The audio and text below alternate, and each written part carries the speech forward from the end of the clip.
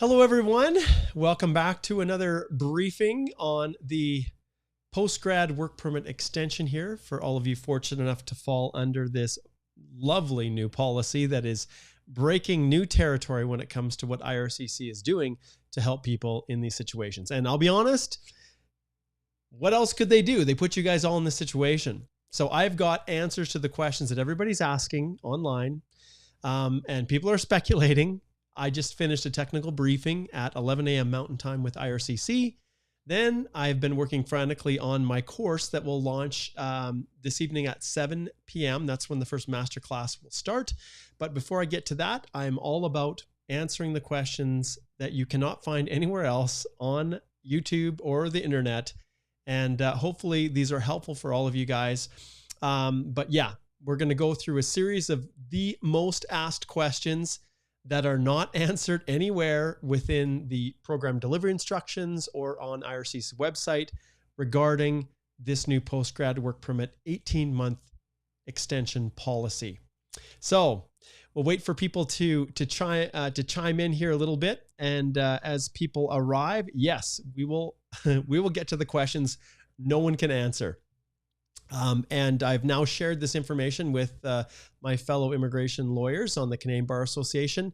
KPIC and Acadie, the other organizations, also attended the technical briefing meeting with IRCC. So hopefully their representatives have turned around the questions and answers to them, as well as the slide deck that IRCC prepared for us. And that slide deck is actually quite interesting. I am going to, there's nothing secret about it, that's for sure. So now that it has been distributed amongst our organizations, we are free to share it. However, I'm going to be referring to it, and then I'll probably just put it as an attachment or a link to it within the description of this video. But for the time being, yeah, this is a very, very convoluted process. And anyone who thinks it's simple, straightforward, my goodness, you haven't really looked at this.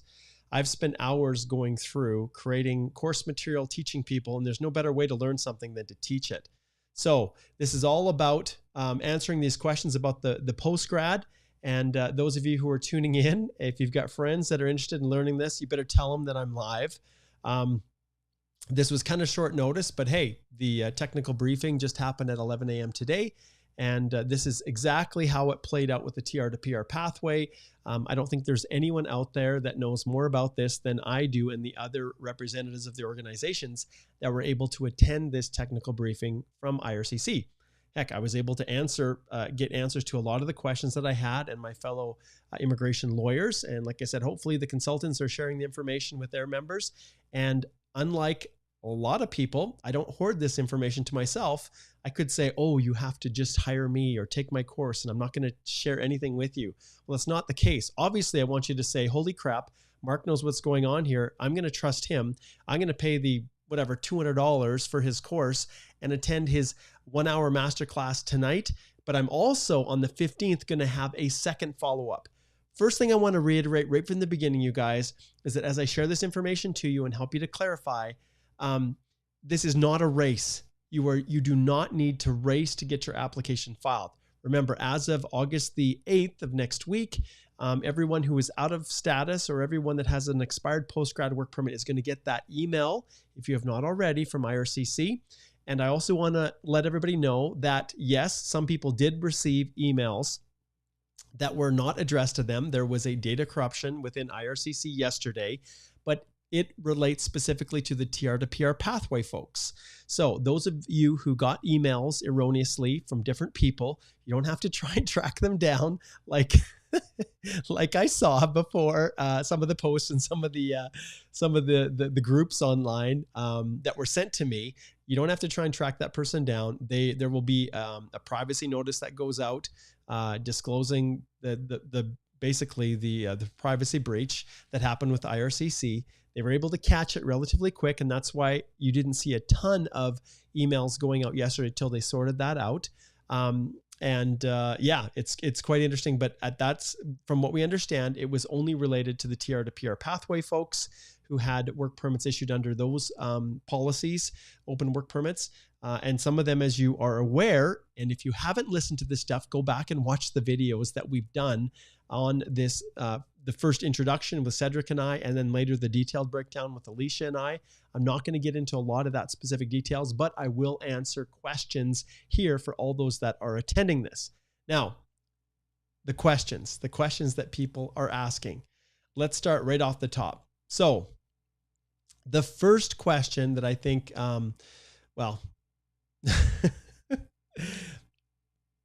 where do I even start? Okay, let me start with this. Question number one, okay, is people who were running out of status and knew that the new policy was in place, but the minister had just not given instructions, preemptively submitted applications to extend their stay under the policy. This was a creative strategy that some people did to keep people in status versus falling out of status. And the question was, they did it improperly. So they didn't follow the specific instructions, which are very convoluted, that IRCC has asked people to do, including little codes that you need to put in the 5710 to make sure it's triaged to the right place, even setting up your document checklist properly so that it gets to the right place so that you can participate in the program.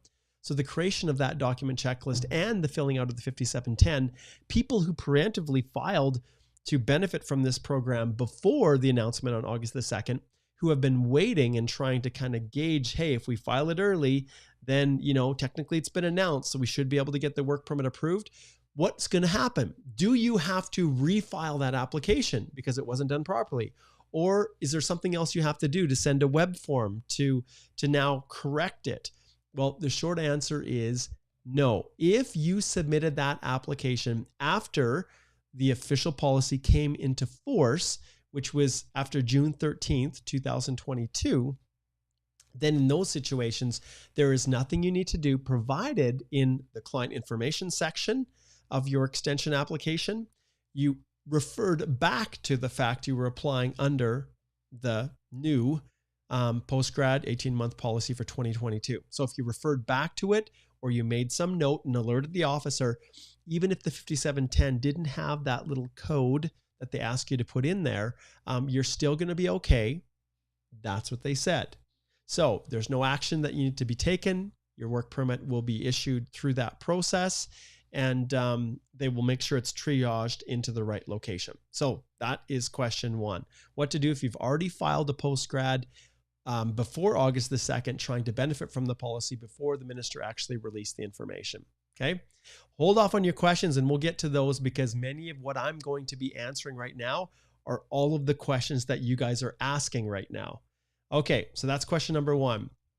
Next, it says that individuals who fit within that slot of September 20th, I think it is, to December 31st, will receive an email that authorizes them to be able to work. And so will everybody receive that? That's the question. Is everybody going to get it? And the short answer is everyone that has an expired postgrad work permit will be receiving it. So if your postgrad expired after September, well, inclusive of September 20th, 2021 until, well, August the 2nd or basically the date they started sending these out, then you will receive that email. Be patient, unless there are some parameters that I talk about in the course and I've talked about in the previous videos, but as long as you fit within each of the requirements to be eligible for the policy, you'll get it. The only difference is that if you are eligible under the special measures, because your postgrad work permit is not yet expired and won't expire until October the 2nd through December 31st, if you fit within that category where you can benefit from round 1 or round 2 of the special measures, then they indicated that it is likely you will not receive that work authorization email because you won't need it. And remember, there's also a provision made that if your postgrad work permit is expiring, let's say on October the 3rd, and you have not yet received the work permit because they're expecting to send them out mid-October, I think, is when you're supposed to receive them.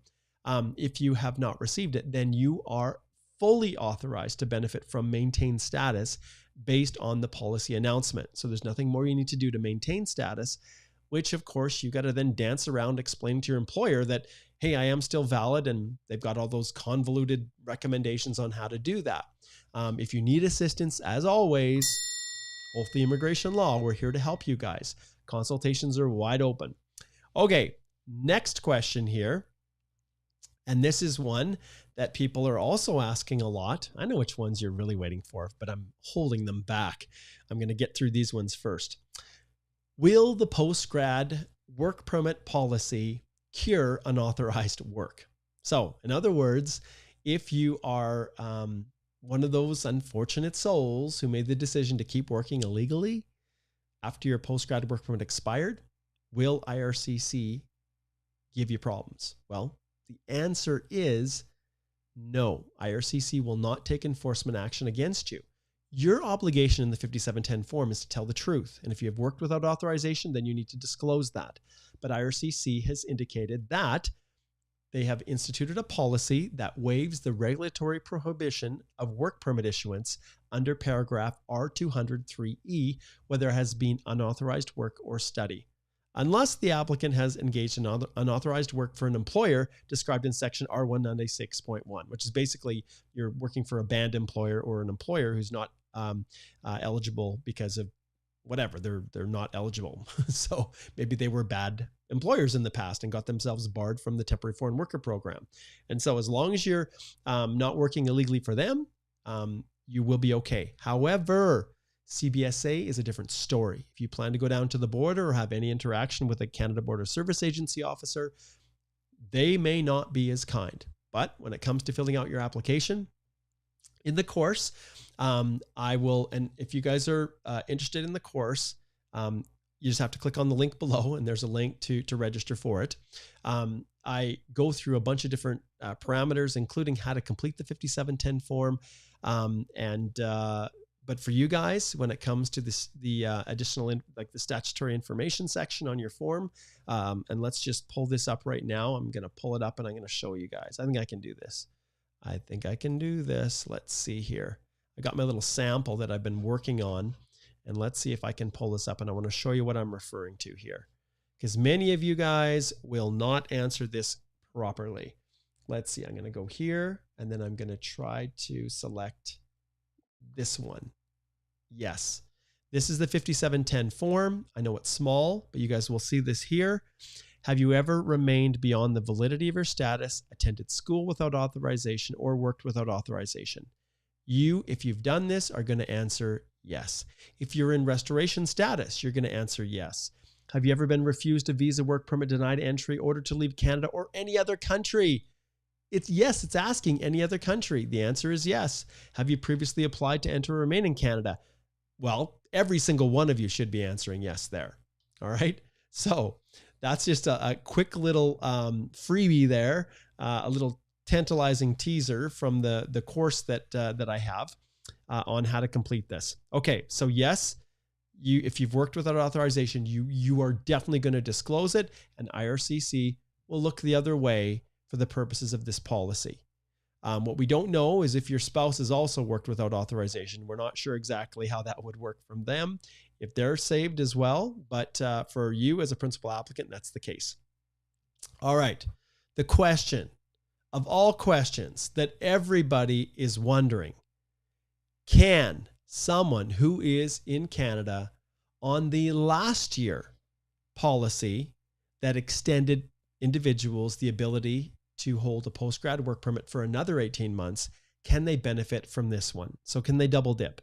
So someone who's post-grad work permit under the last year's policy, can they benefit from this one? No, you cannot. If you are the holder of a post-grad work permit under last year's public policy for 18 months, that post-grad work permit is not the same as a real post-grad work permit. That's the easiest way I can describe it. and you are not eligible to participate in this program. You will not receive an email. If you file an application, it will be rejected.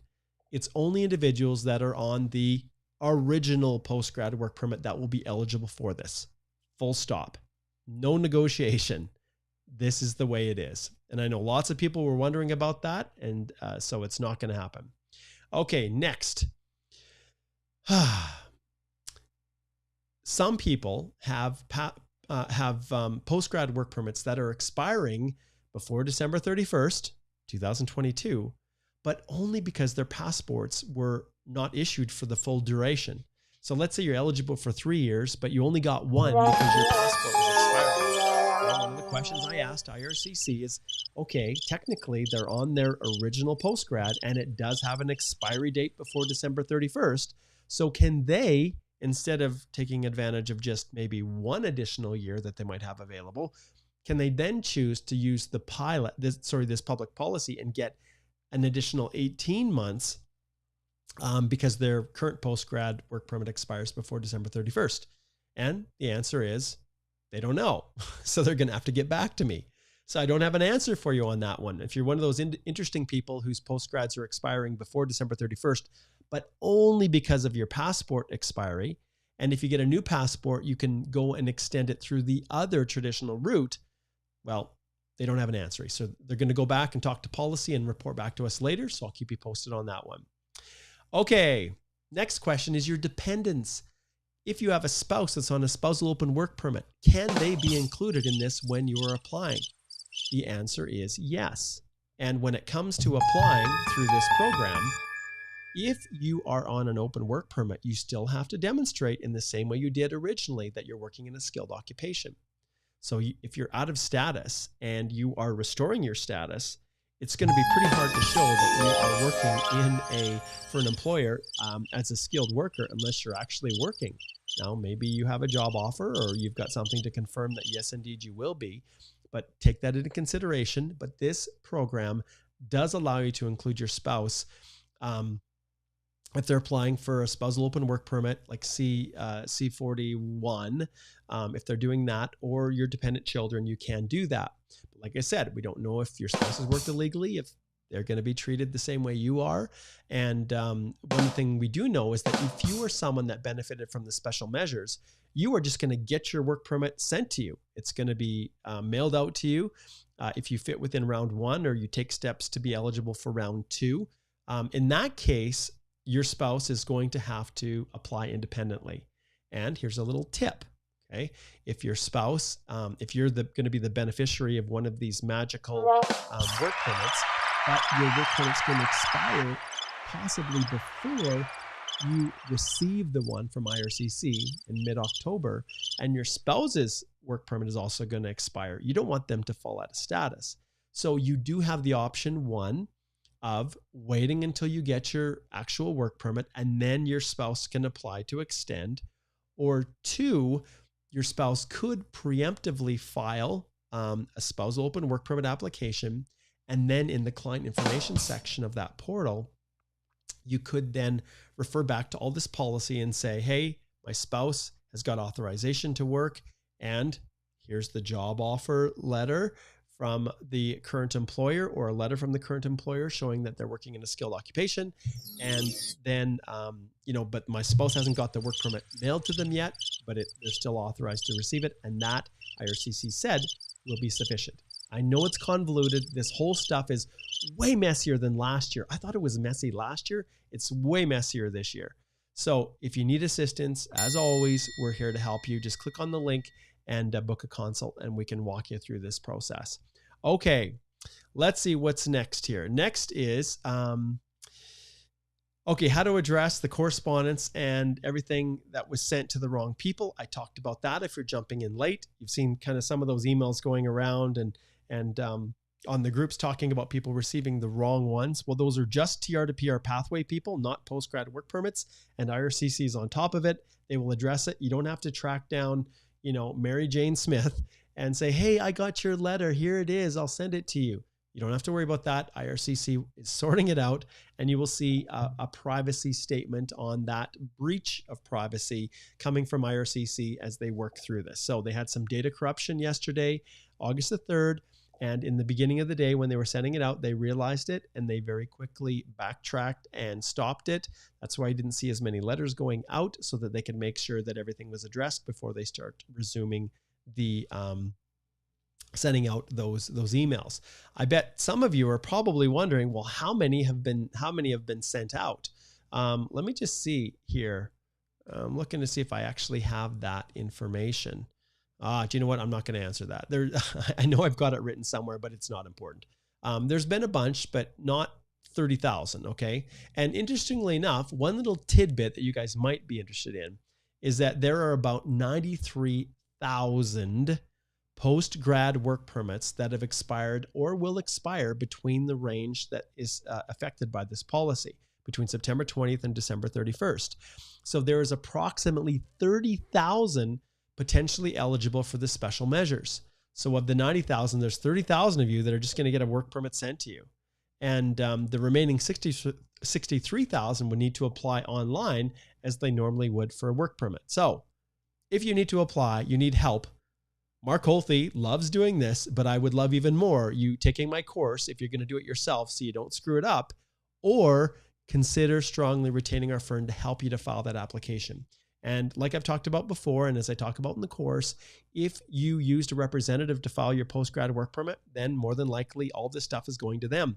If you don't want to use them, there is that video that I put on my, and they're not willing to give you back control over your GC Key account, then there is the video that I have on the YouTube channel entitled How to Fire Your Consultant and Take Back Your Application, essentially. So you can go find that video and you can do it.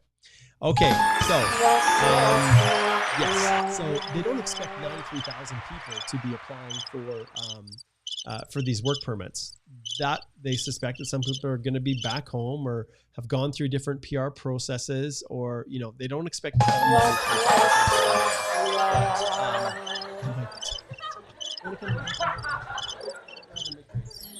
This dog is driving me crazy.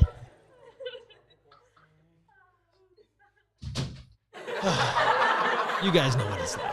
I'm scratching on my door. He wanted to get in my window and look out the window. And then once he got there, then he wanted to hop down. So this is how we roll. All right. So one interesting tidbit with all of you 30,000 people that potentially could benefit from the special measures is, there's no fee. Like, you don't have to pay a darn thing. All you have to confirm is that your passport is valid for 18 months and that your address is correct. Okay. And why does your address need to be correct? Because that's where they're going to be sending the work permit to you. All right. Let's get to a few more questions here. Will the program be extended in 2023? Now, this one, you guys, is an interesting little tidbit, because that program itself, there was some statements in the program delivery instructions that indicated that they were considering all their options, and that potentially if the CEC, FSW, or Federal Skilled Trade is not going to roll out as quickly in terms of PR options for you guys, that they still reserve the right to maybe do something else to extend if people are in trouble. Well, that's fine, but how much kindness have they shown those who were on a post-grad pilot, the public policy from last year, that 18-month public policy? They didn't show any mercy to them in being able to apply through this program. So I just wonder. So the reality is you guys have got to do this right the first time. There is no second chances. And, boy, if I could show you the hours that I went through just sorting through all of this to make sure, because you can't teach something or run a course unless you understand everything inside and out. And so, at this stage, you guys have to understand that this is something you have to take great care with. Do not race to file. Okay. How is IRCC treating restoration? This is something tons of people are talking about, and so many are confused.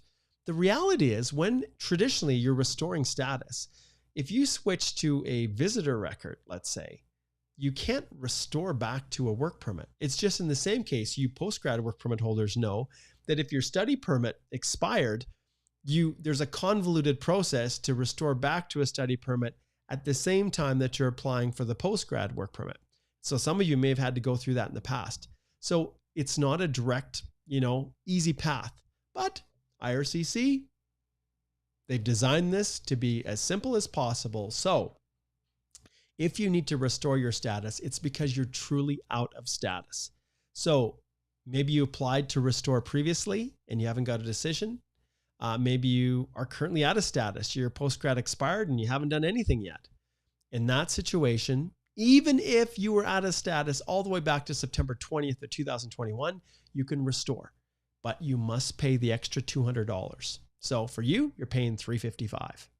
What is waived, which we've talked about before, is the $100 open work permit holder fee, which then screws up everything because the portal, the IRCC account that you register for through the GC key, it's not designed to remove the $100 fee when you select open work permit.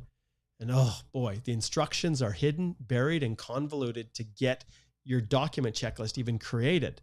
It took me probably 25 minutes to explain and go through to everyone how to answer all the questions within the on-demand course material that's a part of it. Now tonight at 7 p.m. when I do my masterclass for this, class number 1, because some of you are ready to go and you just want to get the answers. You've gone through the course, the course material, and you're ready to submit. That's totally cool. So I'm going to do a masterclass tonight.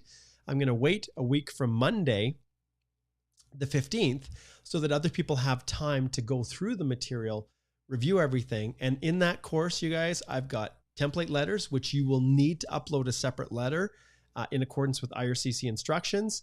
I have additional information sheets that will be essential for those of you who have more than 3 employment histories in the past 10 years, which should be the vast majority of you. You're going to need a separate sheet because there's a unique way of uploading your IMM 5710 that doesn't allow you to bundle documents together or print off a duplicate page. It is a pain, a royal pain.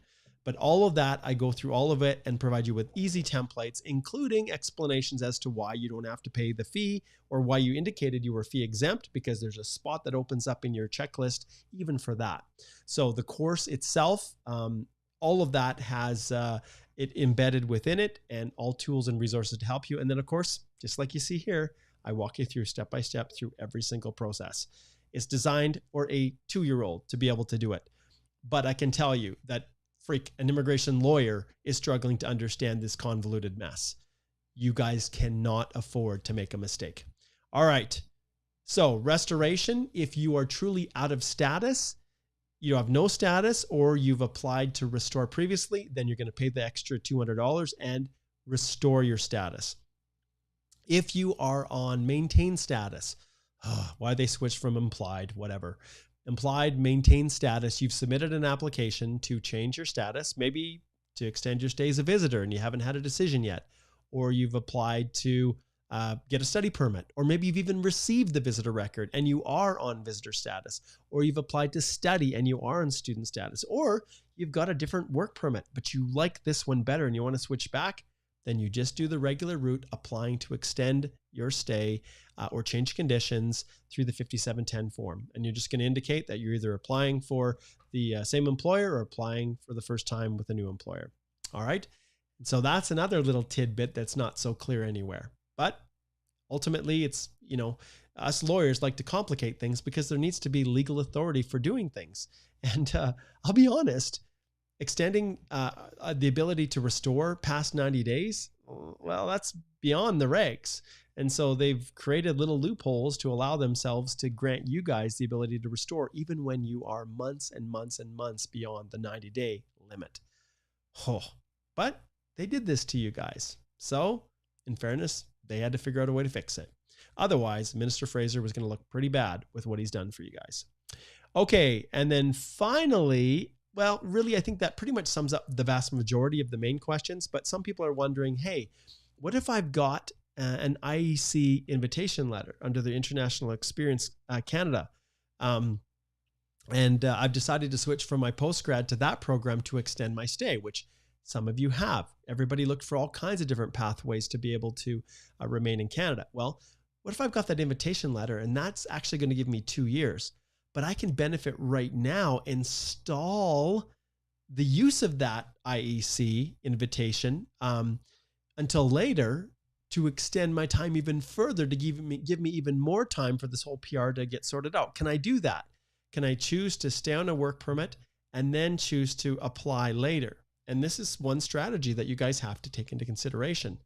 The 18-month will start from the time that they approve your application. So for some of you, you may decide if you don't just get the automatic 18-month, or your postgrad work permit is expiring on October the 1st, you're not eligible for the special measures, then one strategy is to wait. And, you've got the work authorization, and I'm not advising anyone to not follow, maintain status. But when you get your email saying you're authorized to work until May of next year, technically you could kind of stall and wait a couple more months, and then in December submit your postgrad work permit application through this pilot. Yes, you may need to potentially restore your status, even though it's so convoluted, because they say the email that they send out saying that you're authorized to work then justifies them allowing you to be able to file your restoration application. Oh, it's so convoluted. I'm not going to try to explain it to you guys, but understand there are ways maybe where you delay just long enough, but not past December 31st, because if you try to do it past December 31st, it's not going to work. So you might be able to extend your stay out even longer so that the 18 months stretches further. These are things we all talk about in our firm. This is what we work individually with our clients. All right. So, that was a mouthful, but hopefully you guys, those were some of the main high level questions that everybody is asking. And so let's just see here. Let's go back and you go ahead now and you guys can start posting questions if you have them. Make sure you put a Q in front of it, and then I will be in a position to be able to identify that it's a question and not just a comment. Okay, so let's see what we've got here. And surprisingly, this is what amazes me. Like, we've got 77 people, I think, here watching on YouTube and other locations. Those 60,000 people who are having to apply through this, they are going to get an unbelievably rude awakening when they start to figure this out. And even the individuals that I've worked with, like myself, it is super, super confusing. So good luck to all those people who are running this ship on their own. I'm trying to do everything I can to provide as much advice and direction so that people don't lose out on their opportunity. You can see what happens even for the 18 months from those guys from last year. Some of them are not going to have an opportunity. Okay, let's start. The first question is from Laura C. She says, the postgrad work permit expired December 2021. So I transitioned to LMI exempt closed. I meet all eligibility for the new policy. Don't see any exclusion for those who got other work permits after postgrad expiry. Correct, Laura. If you choose and you want to switch over to the policy, you're eligible and you can do it. One of the things that you definitely want to take into consideration, you guys, 100%, is whether or not it's actually advantageous if you're on an LMIA exempt closed work permit. If you have an employer and you're working for them, there may be additional pathways to permanent residence that don't exist with this 18-month policy. And you may not want to lose out on that. So, Laura, I advise people to book consultations with us if they're going to make those decisions, because you do not want to make the wrong one and then close off options. Okay. All right. So, let's go here. Igor sending me a message. Okay. So we're going to slide back here. And the next one is Vera. Vera says, hello again. Hello, Vera. My postgrad got expired June 13th. I applied for the visitor record on June 12th. Do I need to apply for restoration of status or pay for it? You do not need to apply for restoration of status because you applied before your previous work permit expired. So under maintain status, you can apply without needing to restore. So you don't have to pay the extra $200 fee. You don't have to check off restored on the 5710. Okay. Good question, Vera. All right. Priska says, work interim rules. Does this apply to us with expired postgrad work permits who have not submitted the postgrad work permit extension application on the day we receive the email next week. You have until December 31st, 2022, Priska, to actually file your online application. When you receive that work authorization email, you can return to work immediately. In that email, you guys, it will be unique to you. It will have your work permit number affixed to the email. And so that is a further assurance. So this isn't some just generic email they're sending out to everybody, but there will be an identifier, and they've indicated that there will be a work permit number associated with it. That, coupled with your expired postgrad work permit, you can then present to IRC, to your employer, to say, hey, I can go back to work now. And no, you do not need to have filed the online application before you do that. Work authorization is poof, valid. Okay, but don't wait past December 31st, because if you do, then you will not be able to benefit from the 18-month work permit. You can still keep working until May, but that would be a big waste. All right, good question, Priska. These are good ones. I'm liking these ones, you guys. Wow, I'm surprised there's not more people that are tuning in. Hopefully they'll watch it after. And you know what? In fairness, maybe many of them are working. It is during the day, right? Okay. Hi, Mark. I'm inside Canada and my postgrad work permit expires next week. Do I have to apply for both visitor record and postgrad work permit extension? Okay. The moment you get that authorization to work, then you're good to work. You're good to keep working. The reality is you don't need to file a visitor record extension. You're going to submit, and you can even submit it right now, Yotika. You do not need to wait. You can submit your postgrad work permit extension. Go through the course. It'll show you exactly how to do everything. But that postgrad extension, you can submit that application online now. And that way you will then benefit from implied status. Okay. So no need to fall out of status. No need to apply for a visitor record. Just submit the application if you're eligible, which it appears to be. Make sure, you guys, that your passports are, and I've talked about this repeatedly in the past, make sure that they're at least valid for 18 months when they approve it, because otherwise, if it's not, they will only approve it for whatever the duration is on your passport. And if you only have a year left, you're only going to get a year. No extensions, no mercy, no kindness. Well, the kindness is everything they've done here, but you have to do your part. So if you don't have a passport valid for 18 months, go get one before you submit your application. All right. Oh, okay. Let's see here. There's nothing quite like family here. Okay. I am sorry, guys. Just give me a second. Apparently there's an issue with my daughter here, and I think she's desperately trying to get a hold of us. I am doing a live stream right now. What do you need? This is real. This is raw. This is not scripted. This is just Mark sitting in front of his computer, just sharing all the possible information that we could possibly get. Oh my goodness. Okay. Let's keep cruising here. I think my daughter's got the issue resolved, I think. Okay. Oh my goodness. My daughter's in big trouble. Big trouble. Okay. Apparently she's in the basement and she just had to text me here, but no one was responding to her text message in our own house.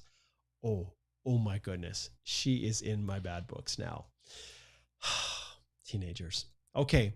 Refocus. Vignesh says, can the spouse also go beyond 90 days and apply together once the expired postgrad work permit holder gets a job offer?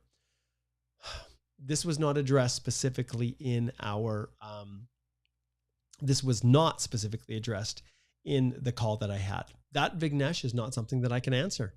It's not. So arguably you could make the case, and I think IRCC probably would be kind in those circumstances.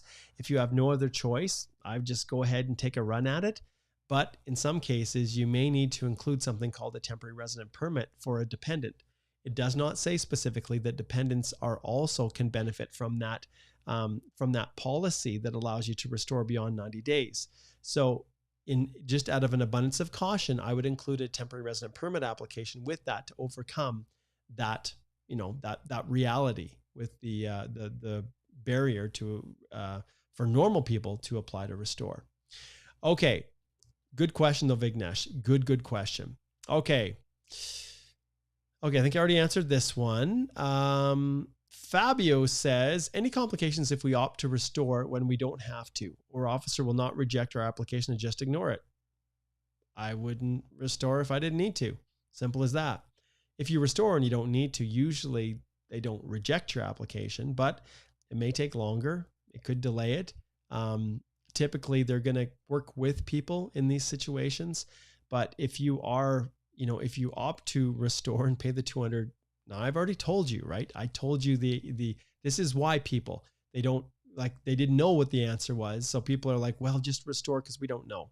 Well, they specifically told me, Fabio, if you are truly out of status, then you restore. That means you have no status, no visitor, no worker, no student, and you haven't applied to something else before your past one expired. Truly out of status, restore. Anything else, you're fine to just submit the regular application. Okay. All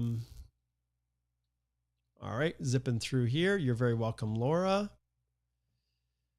Okay. Laura is follow-up. Confused about interim work authorization. Closed work permit restricts location employer, but interim authorization is open. Yep. Do I violate closed work permit conditions if I change employer location post August 8th? Presumably no, because that then authorizes you to do whatever you want. And I understand the issue here, Laura. I understand what you're talking about, but IRCC has discussed this email as being a continuation of the conditions of your post-grad work permit, which are open, not the current closed work permit. And there's an argument to be made that yes, it's the terms and conditions of your previous stay. That's what implied status is, right? But this open season would appear to me to truly be that, open season. Now, Laura, they've not said anything. This is my own speculation. I don't have an official decision from IRCC regarding this. It's a great question and one I'll take back. But arguably, if this email that's going out to authorize work is authorizing someone who's on a visitor record, a study permit, to then be able to work while they're waiting for their post-grad to come through, I can't see why they would exclude someone who's currently on a work permit that is closed. But once again, the caveat, Laura, is that this is not legal advice. This is Mark's own personal opinion that has not yet been verified by IRCC. Okay. Okay, Anna says, should I withdraw the application for restoration to visitor that I submitted during my 90 days? No, Anna, I don't withdraw anything. I do not withdraw anything. Just submit the other one. Okay.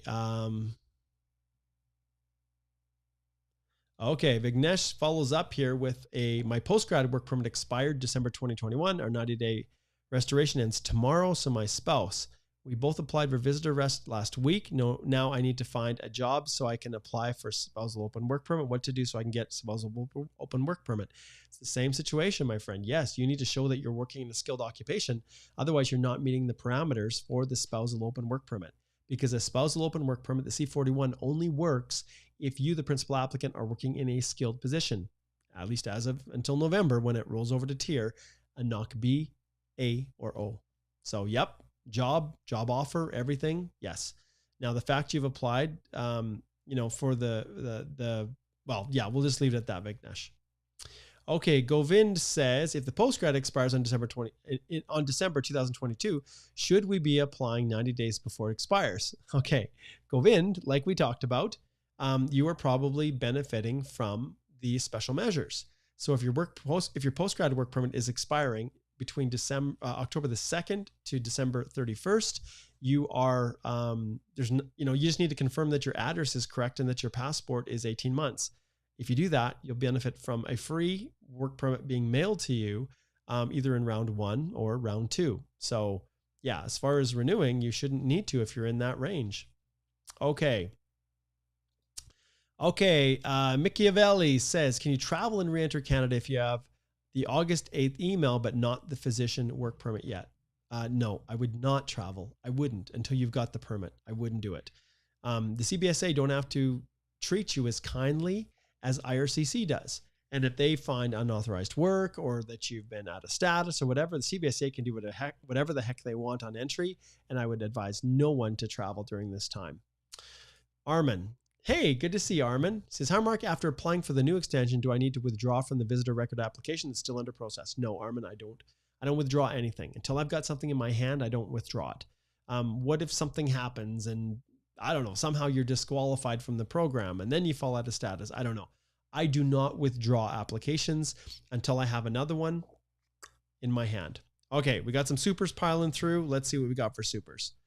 Okay, SR says, what do you suggest to beneficiaries of last year extension policy whose open work permit are going to expire soon? I suggest, let's see if I can find it right there. Book a consult so that we can examine your whole history, my friend, and figure out what possibly might be available. Edna says, since extending the postgrad from last year can apply under the new policy, that's correct, you can't. What options do we have to continue working in Canada? My brother's extended postgrad expires on September 2022. What should he do? Consultation, you guys. We need to examine your whole history to be able to even hope to give you advice on what you're going to do. So that's what I recommend. Book that consultation and give us a chance within our firm, Holthe Immigration Law, to assess things and try to come up with a possible solution. You know, ultimately, sometimes I have discussions with people and I say, I'm sorry, there's nothing that we can do, but there's no way being able to give specific legal advice like that, Edna, unless we actually connect. So I recommend that you go to the website and you guys all know where that is. I'm assuming that the vast majority of you do, although I'm not very good at actually connecting or, well, it's all through the Canadian Immigration Institute. Some of you, I think, sometimes don't even know that the firm exists. Let's switch over here to the web and let me adjust this, which I haven't done much with to this stage. Okay, there. Up in the top corner here, speak to a lawyer. If you click on this, it's super easy to book a consultation. You can click on the 25-minute consult and book a consult with the earliest possibility that's available. So you can see Friday, Alicia doesn't have anything. So you say, okay, Alicia's not available. We are all experienced immigration lawyers. Okay, what about Chanel? Is she available tomorrow? Because I want to consult right tomorrow. Chanel isn't available. All right. So then we go to the next one. Is there anybody that's available on Friday? Is Cedric available on Friday? Yes. And he's available at some crazy hours in the morning. Okay. So pay attention, you guys. There are lots of options, and yours truly, I am heading out tomorrow morning at 6 a.m. with my son on a road trip up to see my uncle who lives up in northern Alberta. And I've never been up there. I'm really looking forward to it. It's going to be awesome. But for the time being, yes, we are, there's lawyers that can help you. Okay, Yotika says, if I don't receive the work authorization email before my postgraduate work permit expires, can I still continue to work based on applied status of postgraduate work permit extensions? Well, everybody should receive that work authorization email. Yotika, who assisted you with your postgrad? Do you have control of your account? If so, and the email in there is accurate, you should receive the email.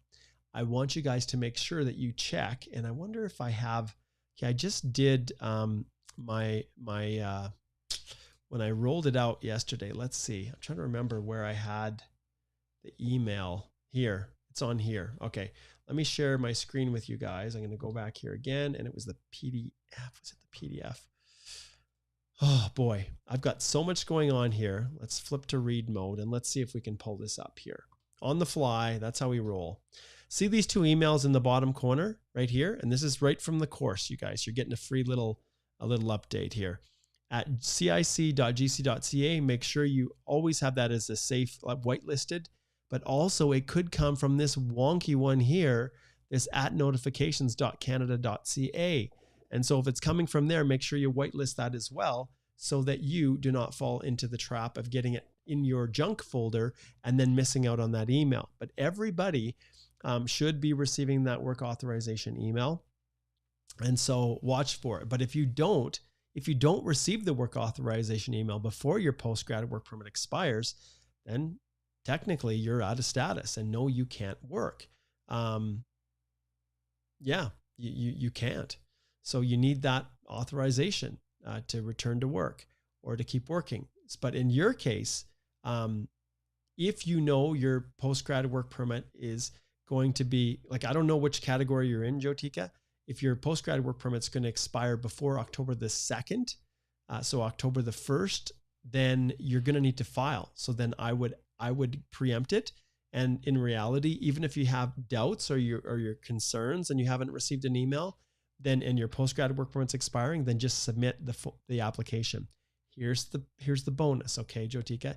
If you submit it before your postgrad work permit expires and they determine that you are beneficial of, say, round 1 of the special measures, then they'll just process and issue the work permit under the special measures and return your processing fee for the other work permit. So that's your, wow.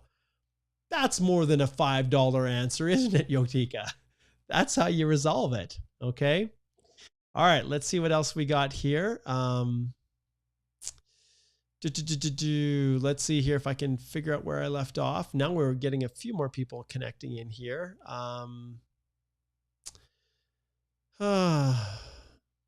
Let's see here. Trying to catch up where I left off. Okay, let's see here. I think you guys can still hear me. Ida says, I think your dog's walking on the soundboard. It's a lot of noise in the background. Probably was. Okay. All right, let's keep zipping through here. Okay, so we've got Govind already.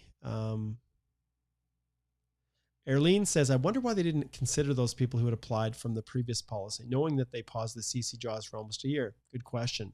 I don't have an answer to that. Yep, SR says this is not good policy for the last year policy beneficiaries. What wrong we did. You didn't do anything, my friend. There's going to be winners and there's always going to be losers. People that benefit, people that suffer. The people in Canada who benefited from that massive draw 176, 20, boy, it's all a blur. How many, was it 27,000 or something? 100 and, I don't remember. It was a ton of invitations that were extended to people who thought they had no hope, no chance. But that was at the expense of everybody outside Canada. So it's always a scale, and it flips one way to benefit one, and then it flips back, and it, it harms another. So, but I understand what you're saying. I do. Okay. Okay. Uzair says, hey, Mark, good to see you. Can you confirm again about not submitting application again if someone applied after June 13th? I still haven't received the work permit extension letter. Cheers for all the work you do. Yeah. At this stage, you know what? That's what they told us, Uzair. They said, if you filed after it became effective June 13th, and you referred to it in your application, hey, I'm applying under the public policy that came into force June 13th. Even though your 5710 form didn't include that language in it, you are, well, they've indicated that there's nothing more that you need to do. Yeah, you just sit tight and wait. I know how much we trust immigration, but that was the information that they gave us. Okay, so Utko says, as far as I understand, we are supposed to receive 2 emails from August the 2nd on, example, round 1, and one from August 8th on interim work authorization. Will everyone receive interim work authorization next week? So I've talked about this. If you are benefiting from the interim from the special measures round 1, then you may not receive that work authorization letter. That's what they told us, because you don't need it. They're going to issue the work permit. You benefit from maintained status. And I talked about that at the beginning when I started this, the live stream. Yeah, not everybody is going to get both of those, because those who benefit from the automatic issuance of the work permit to them in the rounds through the special measures, if for whatever reason your postgrad work permit expires before you get that, you automatically benefit from maintained status. So the authorization letter actually doesn't add anything for you. All right, there we go. Now you're that much smarter, Utko. You can go tell all those groups out there, this is what Mark said. Okay. Jessica says, hi, I benefited from the last year's postgrad extension. I only got 3 months due to passport issue. Is there any chance that I can at least file an application to explain and get an extension? No, this is why these things are so volatile, Jessica, because even in the policies from last year, they said it's a one-time deal. If your passport isn't 18 months, we're only issuing it to the expiry. And so those 3 months, you're not going to be able to recapture them. This is why it's so important, you guys, to make sure that you're doing it properly. If you do it correct, if you fill out the form properly, if you include the extra documents that IRCC asks you and requires that you submit in the application, things will go blissfully. If you don't, and you don't follow all of these convoluted rules and everything, then you're going to unfortunately fall into the situation of Jessica, where she shortchanged 3 months and she can't benefit from this policy. Very, very tough. Anna says, when I add a spouse, it doesn't waive my $100 from the total amount. Should I pay it anyway for myself and for the spouse? Okay, you probably didn't create your thing properly, because when you create it, you indicate specifically that you're not paying any fees. And so that's why you've got the $100 there that's being attributed, because you did not create your profile properly. You've done it wrong. Simple as that. Okay. And there's very specific instructions on how you are to create your work permit, the document checklist. And in doing it, you didn't follow the proper steps. That's why it's not working, Anna. This happens all the time. It is way more complicated than you guys understand. Fabio says, 5710 question: have you ever remained beyond the validity of your stay? If we maintain status, is it no or yes? Yes is the answer. You've maintained status, even if you, like, it's as far as have you ever remained beyond the validity of your stay? If you applied to extend your stay before it expires, your previous document, then you are totally fine. So let me answer this again. Have you ever remained beyond the validity of your stay? No, you've never remained beyond the validity because you applied. Okay.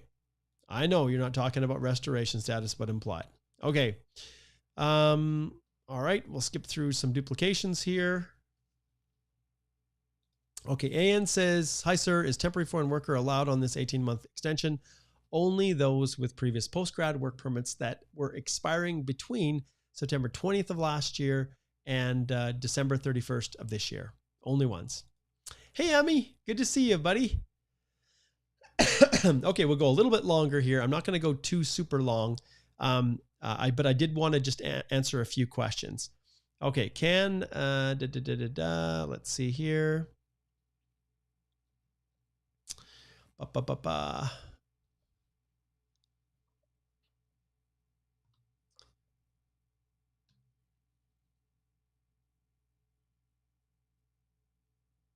think I answered this one, Vera. Postgrad expired June 13th, applied for visitor record June 12th. Do I need to apply for restored status or pay for it? Okay, I think I answered that. No, if you applied to change conditions on June 12th, technically you're under maintained status, and so you do not need to restore.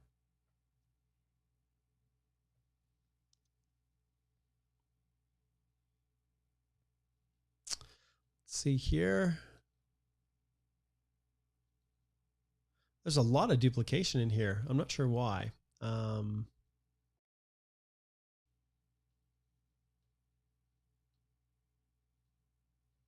think maybe I got to zip forward here a little bit. Okay, there's those ones. Okay. Anatoly says, my wife's postgrad expired December 2021. Extension was refused in April 2022. I presume it was a frivolous extension.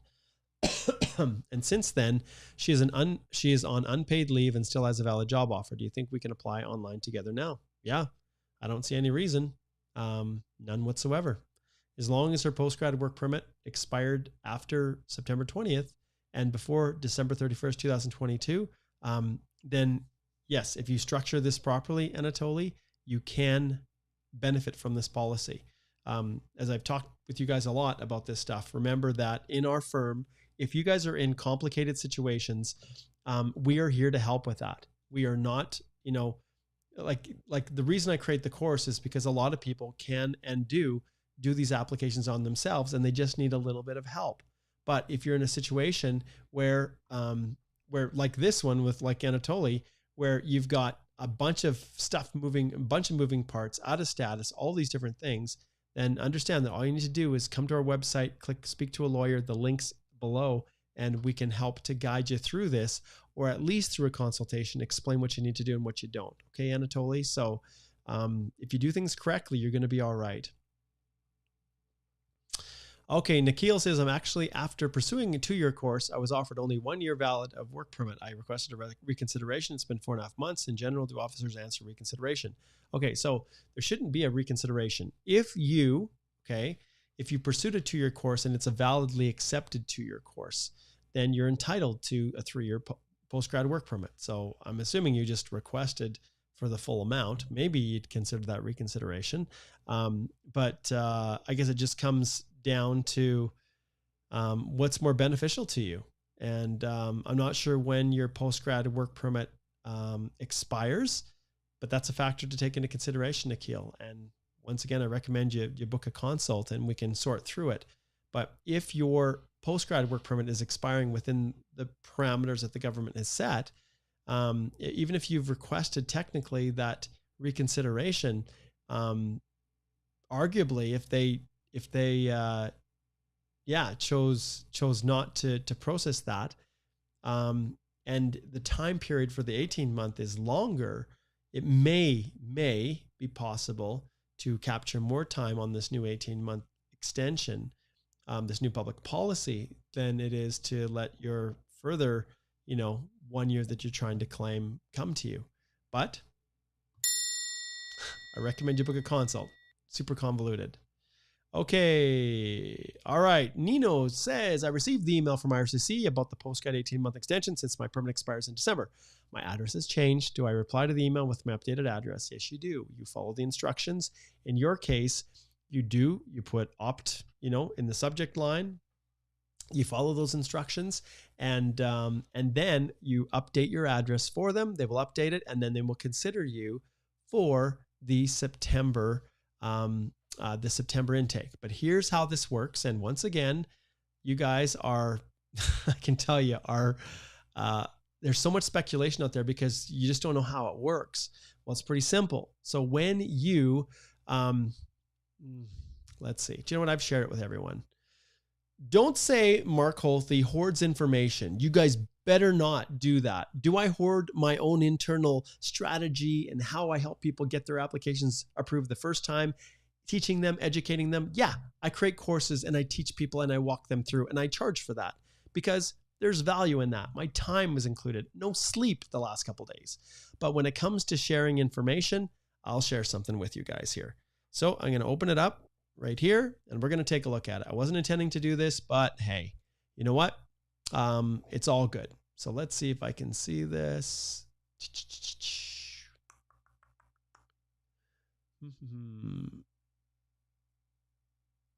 Bear with me. You guys are probably going to like this if I can figure out how to make it work. Oh, that's not what I wanted. Okay, let's see if I can just share it this way. I don't know if I have a resource to do this. Let's see. Okay, it's not this one, so I have to change it. It's going to be kind of wonky, but whatever. This one. Okay, this is the technical briefing slide deck. And let's see if I can just expand this. I don't think I can. I don't know if I can't really make it larger. Okay, I'm just going to do that. All right. I know it's hard to see, but whatever. So this is how this works, okay? So round one, the postgrad work permits that are expiring between October 2nd and 31st, and they have the passport, address still valid, they get the work permit issued to them. So early August, if they're eligible, you'll receive the email telling you that you can receive a work permit. Mid-August is the email deadline for letting IRCC know if your address has changed or not. If you're outside of Canada or you would not like the permit. So you've got until mid-August. I can't remember what that date is exactly. And then in mid-October, they will mail out the work permits for those that are in round one. And then the clients have work permits valid for 18 months with varied conditions from the original postgrad work permit. Okay. Round two, postgrad work permits are expiring once again between October the 2nd and the 31st. Passports and address is all up to date. Okay. In mid-September. So basically you are going to let them know in this email right here that you get in early August before mid-August that, hey, my address has changed. You do not update them with the address at that time because they will send you another email in mid-September where you can update your address and your passport details in your IRCC secure account. Some of us call it MyCIC. Some of it call it GC Key, but the one that's associated with your post-grad work permit, right? So they're going to send instructions on how to update through there. So I hope to the dickens that you guys have control over your IRCC secure account. Then in early November, they'll kick the work permit out to you, mail it to the address that you've corrected, and then you'll have it from 18 months from when it was approved. Okay. Then all the rest of you suckers out there whose postgrad work permits expiring between December 20th and October the 1st of 2022, you can start right now. You can submit it right now. Don't do it until you purchase the course. Go through, ask me all the questions, make sure you've done it properly, but you absolutely can submit it right now. You don't even need to wait. You can begin applying online and restoration if you need to. Then late August onward, they will actually start processing the work permits. That's why I tell you guys, look, ultimately it's better to get it right the first time than race to file and then anticipate you're going to get your work permit back maybe a week before someone else because you were first in the queue. Don't race. Ultimately, the work authorization will allow you to work, so there's no issues with going back to work. But the last thing in the world you want is to mess it up and then have it fall apart. And then all you have is work authorization till May, and then you're screwed. All right. Clients with the work permits valid up to 18 months. It doesn't say how long this is going to be, but we know it's going to be at least 3 months probably by the time you file this application till you get it approved. Okay. All right, you suckers out there. You can't say Mark didn't share insight. Now you know. Okay, let's keep zipping through here. Amir says, makes perfect sense. Thanks a lot. You're welcome. And I'm basically rewarding the people that are sticking around the longest, right? You guys actually got to see that. Okay. Thanks, Mark. Last follow-up. Vignesh says, okay, man, you're getting one free consultation here, aren't you? So as I applied for a visitor restoration to my spouse, do I need to wait until I receive her visitor record to apply online flagpole for... Holy hell! Spousal open work permits. You are not going to send your spouse down there. Do not send your spouse to a border. I do not trust the officers. I was one, you guys. I was a border officer. No, you are not going to send your spouse down and do a flagpole. Can I apply in the interim period? So when you submit your application, if you're eligible to submit online, you can include your spouse as long as, like I said, Vignesh, as long as she meets the requirements for hers by you being in a skilled position. So yeah, I recommend you book a consult, Vignesh. Okay. Govin says, thanks. You're very welcome. Okay. Fred says, how can you link me up with an immigration attorney? Fred, you just go to my site and book a consult with any of the 4 immigration lawyers, including myself at Healthy Immigration Law. And this is part of the problem because you guys come in here and you watch and you don't realize, and then you go hire some other representative, a consultant or lawyer, when we are fully capable and more of assisting you in every way. And I hope that through this, you can see that we operate at an extremely high level when it comes to the services that we offer to our clients. But, oh yes, all you have to do is go to our website and book a consultation, and we can walk you through that process. Let's see right here, web, go here to our firm, Healthy Immigration Law, right here. And all you have to do is go right over here to speak to a lawyer, click on this link. It will take you here, and then you just click on the button and book it. You can do it literally right here. We've made it as easy as possible, so you can do it while I'm even doing this live stream. All right. Okay, let's see what else we have here. Edna, you're very welcome. Yes, Aniela, I got yours at the very last minute yesterday. You're very, very welcome. I do my very best to help people. Laura, you're welcome as well. Mira, I haven't even read the question. I do not advise anyone to leave the country. I have more consults than I can tell you about people who are stuck and now have lost their opportunity because they can't get back in. Can I leave Canada on implied status and then come back with a visitor visa and my work authorization? Don't do it. Don't do it. Just get your work permit, then sort out your departure. Okay, let's see what's next here. Okay, Jagnor says for TR to PR extension, they say you can apply before up to 4 months of expiring. Mine is expiring December 28th. Can I apply now or should I wait till August 28th? You have to. When any of those bridging programs, you have to be within 4 months of the expiry. You can't do it before or they will not approve it. Okay, Gibbon says postgrad expired January 9th, 2022, applied before the date, received refusal of work permit extension, but I had applied for visitor record on May 5th. No result yet. Am I on applied status or restoration? Okay, this one's a tricky one. In your case, you're basically saying that you got the refusal on this. So postgrad expired January, applied before the date, received refusal of the work permit. So basically you applied for another work permit. It was rejected. But before you got that rejection, you then applied on June the 2nd. You then applied on May the 5th before you got that rejection. Yeah, Gibbon, this is one of these ones right here because there are specific rules on trying to benefit from implied status while you're still on implied status. And one of the restrictions, we had this go around with IRCC probably 10 years ago because one of the expectations, and when the law was new, when IRPA was new, man, it's probably more than 10 years ago, maybe 14. Anyways, 2002 is when the Immigration and Refugee Protection Act came into force. And part of that was this thought process that maybe you could perpetually keep your client in status by submitting an application. And then when you think it's getting close to them getting ready to refuse it, submitting another one and another one and another one. IRCC did not like that. And Gibbon, for all intents and purposes, that's kind of what you're doing here. So that's why I ring the bell, head on over and book a consultation. Alicia's a great one to do for that, but Chanel and Cedric are also right up on that. I'm going to be away, like I said, but I recommend you book a consult to sort that out. Okay. Ultimately, I think you got issues there, and probably restoration is the direction you would need to go, Gibbon, if you were to file your new policy application. I'm guessing restoration is the safest route. Okay. Colwinder says, work permit gonna expire October the 3rd. I still haven't received any email yet. Many haven't. Hang tight, it'll come. Okay, Mira says, can I leave Canada on applied status? No, don't leave. Can you? Well, maybe you could, but I don't take any chances and no guarantee they're gonna let you back in. All right. Ian says, I'm temporary foreign worker. Work permit expired already last May. Is it right? My employer don't want to give me any reference number or info so I can check the status of my new work permit. Can't help you that. Is it right? No, employers are jerks and they shouldn't do that. That's bad. So is it right?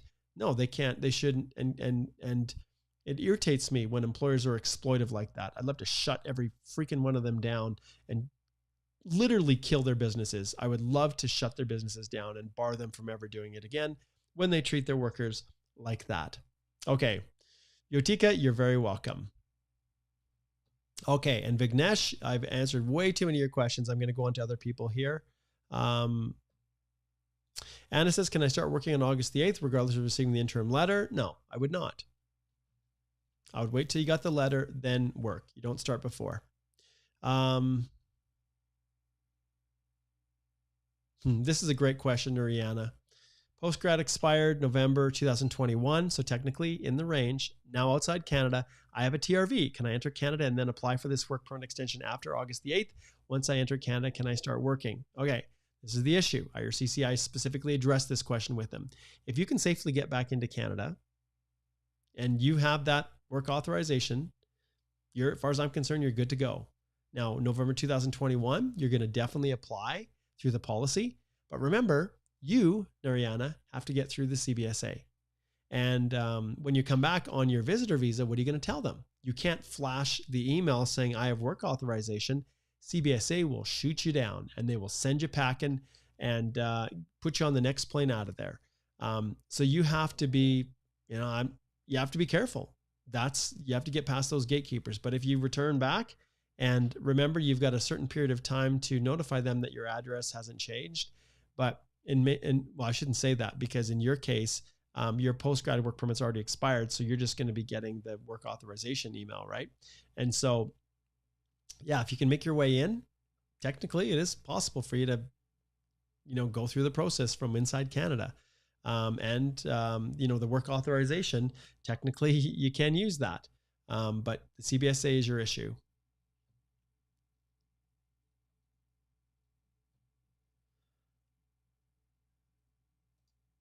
Okay, Laura, how to confirm with IRCC if I can change employer location while having interim work authorization and current closed work permit. Wait for letter, call them, ask immigration lawyer rep to clarify with IRCC.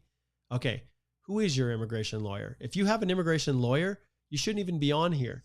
You should be having them deal with this and answer your questions and support you, Laura. That's why you pay them. If it's an immigration consultant, well, they're not all created equally. And some just don't know. Some that were on the call with me are very knowledgeable today in the technical briefing, and I've got a lot of respect for them. But there's a lot that don't put the time in to learn, and for all intents and purposes, just are not very smart. And I guess you could say that about lawyers, but at some point in time, they managed to get through law school, which is brutally difficult in Canada, and pass the bar exam. So they have to have a little bit of a brain. Maybe they lack street sense, or maybe they're just crooked. And then if that's the case, report them to the Law Society. But what I'm saying here is that if you need help, I'm an immigration lawyer and we can help you within the firm.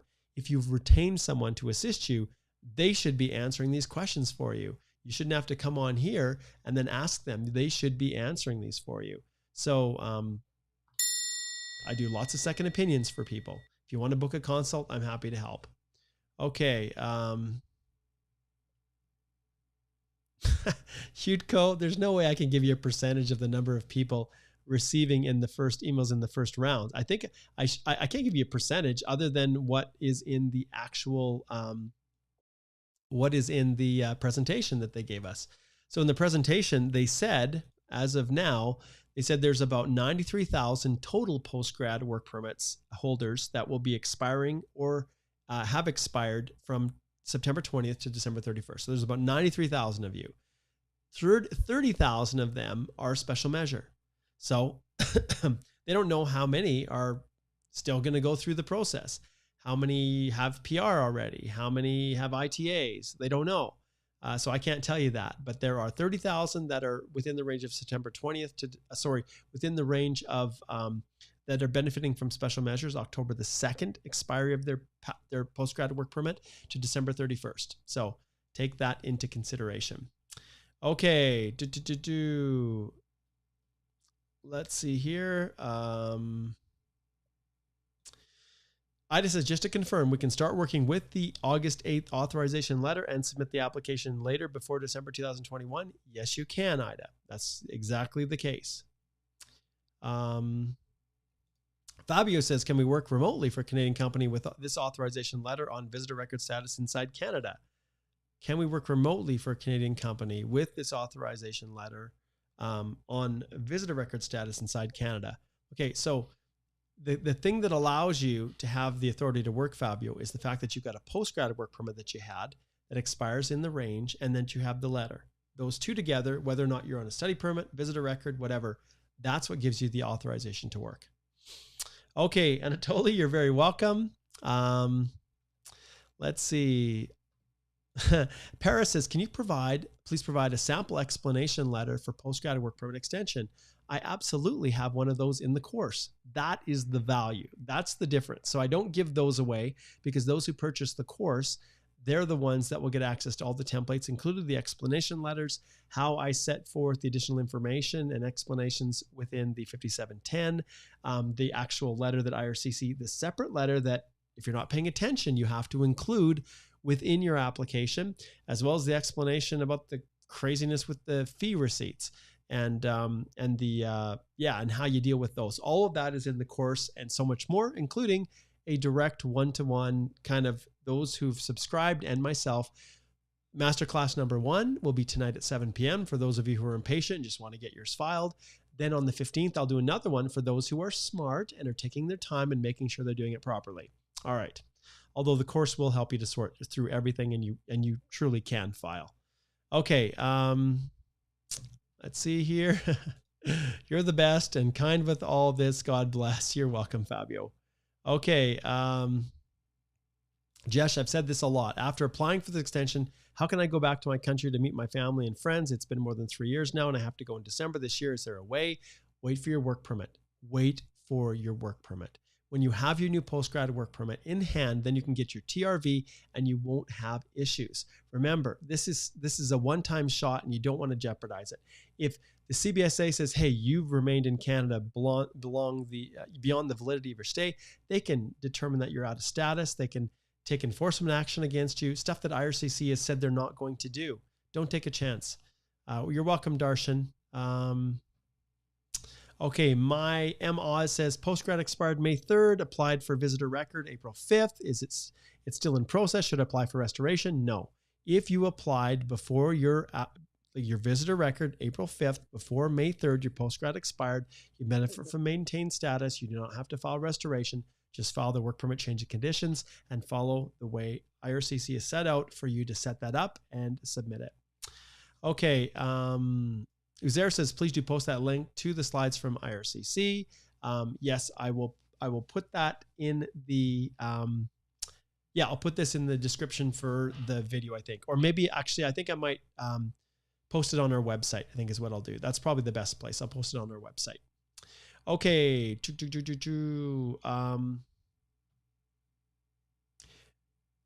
Okay, Darshan says, while waiting for the IRCC to mail the new work permit, what if current expires before the new one comes in? Are we allowed to work? Yes. Our letter they give to show the employer? Yes. You benefit from maintained status. If you're one of those people that benefits from special measures, hasn't yet received the work permit, and your current one expires, you can benefit from implied or maintained status. Okay, I think we're just about done here, guys. Nino, you're very welcome. Okay, Utko, I think I talked about that. Wait for the email. It will come. Let's see. Other thank yous. Okay, I'll address just a couple supers and then I'm going to wrap it up. Mira. All right, Mira, you guys got to get the, okay. Okay, let's see if I'm not sure which one it is. Thanks for answering my question. Mira says, you mentioned they will start processing these permits in August. Is this just speculation or are they expecting these specific permits? This isn't speculation. That is what they're going to do. That's what they specifically told us. That's what's in the slide deck. They will start processing then. Also, P.S. I'm trying to pay money on this thing, but YouTube won't load the payment. Really appreciate all of your insight here. So helpful. Thank you. No problem. And I think you did manage to pay for the super chat. So, yep, you chip in a little extra to the cause and definitely your question gets answered. Okay. Yeah, I think I'm going to end right there, guys. So remember that there is assistance, there is help, and it's pretty easy. In the description below, all you have to do is click on the link and it will take you to the Canadian Immigration Institute. Actually, I've got my express entry right now. I forgot my masterclass. So when you click on the link below and you explore courses, I'm doing this one right now. I actually have the masterclass in 2 minutes. I have to jump over and do that. Oh, no rest for the wicked. And then all of you right here, this is it. That's you, right? That's you with your Canadian Immigration Institute logo on the back of your, on the back of your laptop.